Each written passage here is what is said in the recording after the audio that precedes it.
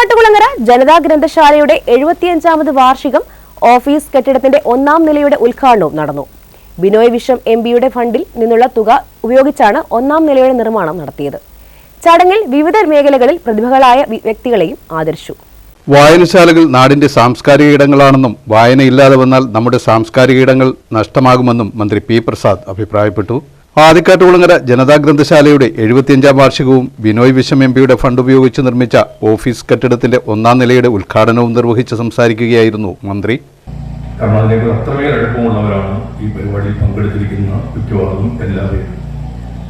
അക്ഷരങ്ങൾക്ക് വലിയ പ്രാധാന്യമുണ്ടായിരുന്നു. ആ പ്രാധാന്യത്തിന്റെ അടിസ്ഥാനത്തിലാണ് ലോകത്തിന്റെ ഒരു വികാസ പരിണാമങ്ങളെല്ലാം വന്നു കയറിയത്.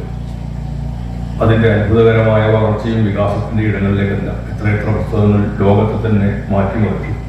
വിവര സാങ്കേതിക വിദ്യയുടെ വിശാല കവാടങ്ങളെ കയ്യെത്തി പിടിച്ച് ഉള്ളം കയ്യിലിട്ട് അമ്മാനമാടി നടക്കുന്നവരാണ് എന്ന് പറയുമ്പോൾ ആ ഒരു പഴയ തലമുറ ഇതിനെയൊക്കെ കാത്തുപുലർത്താൻ വേണ്ടി ചെയ്ത കാര്യങ്ങൾ നമുക്ക് എങ്ങനെയാണ് വിസ്മരിക്കാൻ കഴിയുക? കളിമൺ ഫലകങ്ങളിൽ പുസ്തകങ്ങൾ ഉണ്ടായി എന്ന് കേൾക്കുമ്പോൾ ഇപ്പൊ നമുക്ക് അത്ഭുതമാണ്. എത്ര അക്ഷരങ്ങൾ അതിനകത്ത് ചേർത്ത് വെക്കാൻ കഴിയും?